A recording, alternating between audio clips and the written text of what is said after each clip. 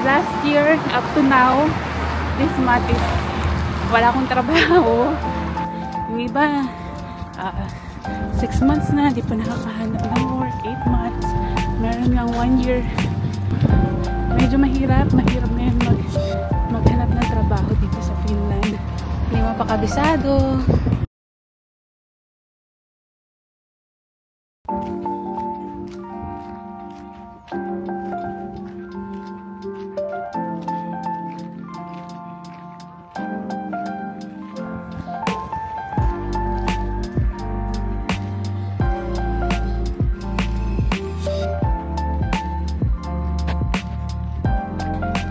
Ayun, dumaan na nga ulit yung tren.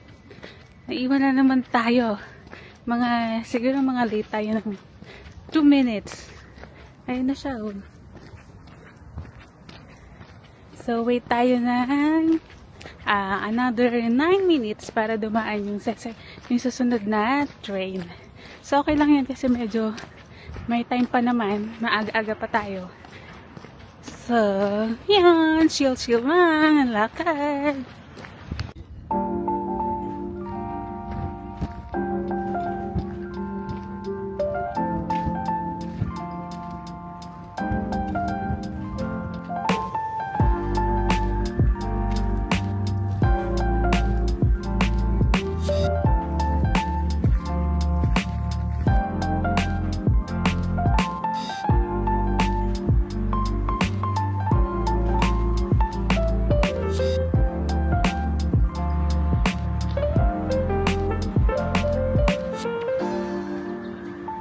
So, today, pupunta tayo sa Lahti. So, from Helsinki, dyan, pupunta tayo ng dito, sa Lahti. So, mamaya papakita natin yung mga views.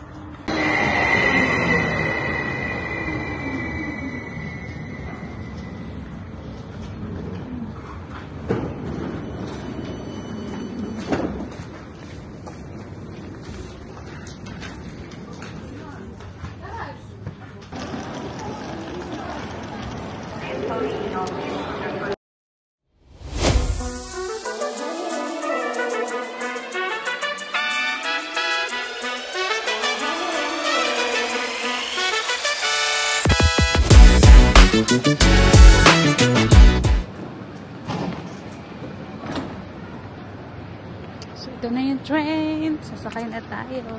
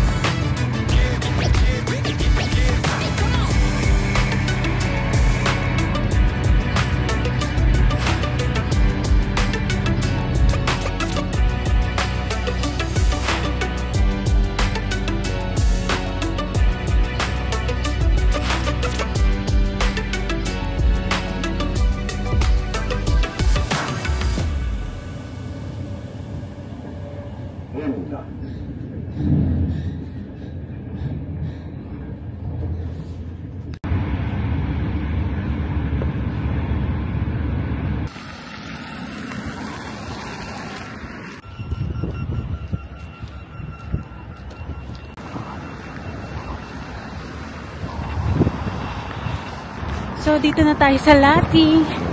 Actually, pang ano na to, pang third day na. Nung first day, yung video natin. Tapos, kahapon, di na ako nakapag-video kasi sobrang nagmamadali na. Tsaka, sobrang tight nung oras kasi ng biyahe ng tren sa punta sa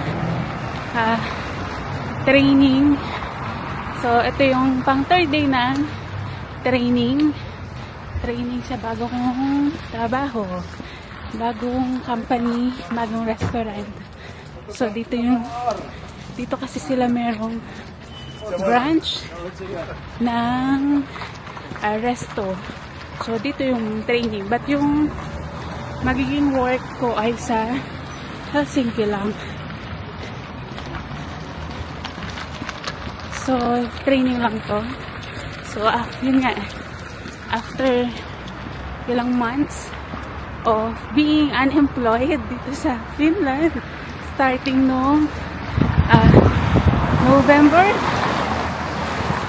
last year up to now, this month is wala akong trabaho. And so, finally, na-hired naman. Sa awa ng Diyos, may trabaho na. But, starting, end of March, ang magiging pasok. So, medyo mahirap ngayon maghanap ng trabaho dito sa Finland. Madaming walang trabaho. Yung iba, 6 months na, di pa nakakahanap ng work, 8 months. Meron yung 1 year, di pa sila nakakahanap ng trabaho. So, yun. Marami yung available na trabaho sana. Kaso, hindi lahat naman ng trabaho is fit sa kanila or hindi sila nakukuha. Ganyan. Or medyo mababa yung offer kumpara sa current na salary nila or yung previous salary nila.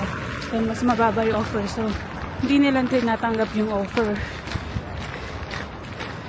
Kaya mahirap makahanap ng trabaho na fit sa'yo, yung lugar, yung mismong trabaho, tsaka yung salary offer.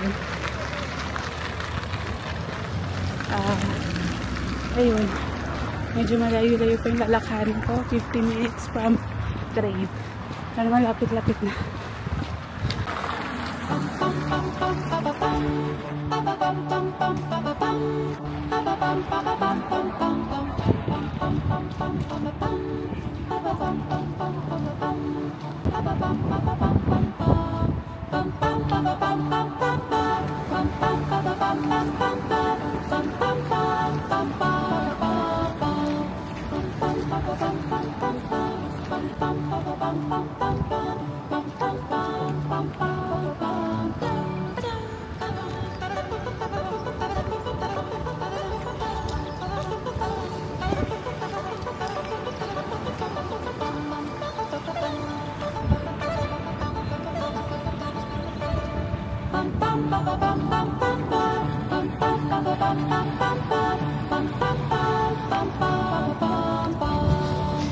So, yun na nga.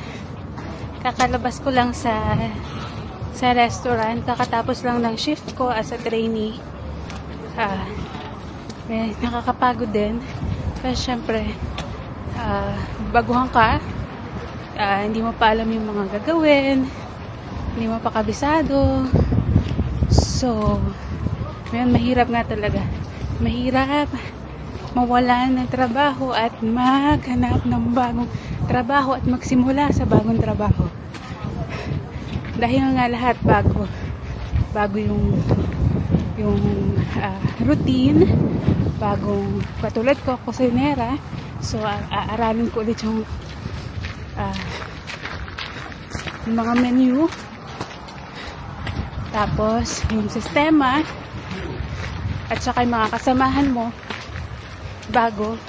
Kaya lahat, mangangapa ka ulit. So, start from the scratch. Scratch ka ulit. Kasi, yun nga, bago lahat. So, lahat ng, kung baga, parang, kung galing ka sa ibang company, ibang restaurant, or ibang hotel man, or ano, yung mga nalalaman mo doon, medyo dapat i-set aside mo muna siya. So, mag-start ka ulit ng bago. Kasi dito is, kada restaurant or kada kusina, may kanya-kanya silang system dapat sundin. Pero syempre, yung mga basic skills and knowledge, nandun pa din. I-apply mo pa rin siya. Pero yun nga, based on company standard, nakakahingal. Bakit kasi? So, ayan, gabi na. So, kailangan natin maabutan yung train pabalik ng Helsinki. Kasi pag maiwan tayo ng train, 1 hour pa tayo maghihintay ulit. So yun.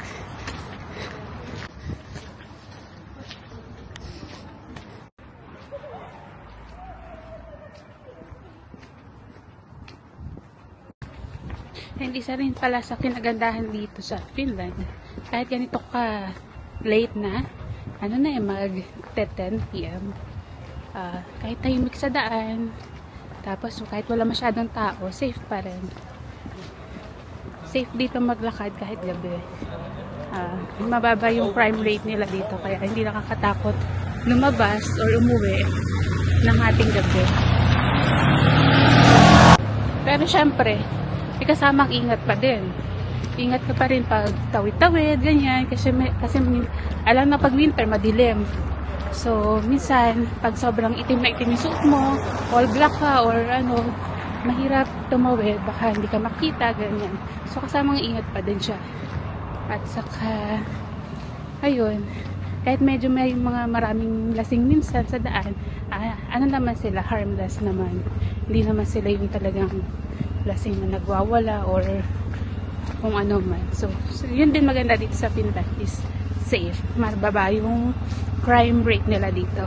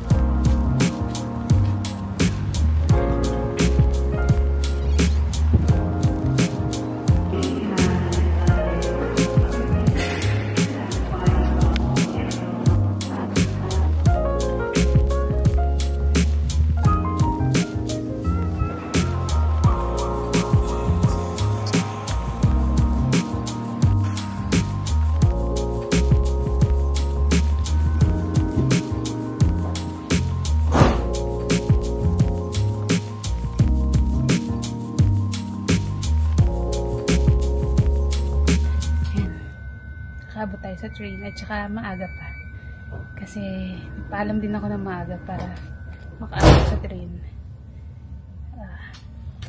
So ayun na nga. So sa mga nandito sa Finland or papunta dito sa Finland, so ganun nga siya. Sa ngayon yun, mahirap maghanap ng trabaho, tsaka mahirap maging unemployed. Kahit pa sabihin may benefits, may nakukuha ka naman monthly, pero hindi siya sapat. At saka for personal growth, hindi rin siya maganda kasi ayun, natatambay ka maliban kung talagang kailangan mo magpahinga. Hindi mo na magpahinga sa haba na ng pagtatrabaho mo, mga ilang years ka na dito nagtatrabaho straight. Siguro minsan yun, okay din naman kahit ilang months pahinga ka. Pero yung katulad ko, kailangan ko pa kasi mag-apply ng extension. So, magiging hindi maganda yung record kapag matagal akong walang trabaho at kumukuha lang ng benepisyo. So, yun. Kaya, yun lang. So, thank you for watching.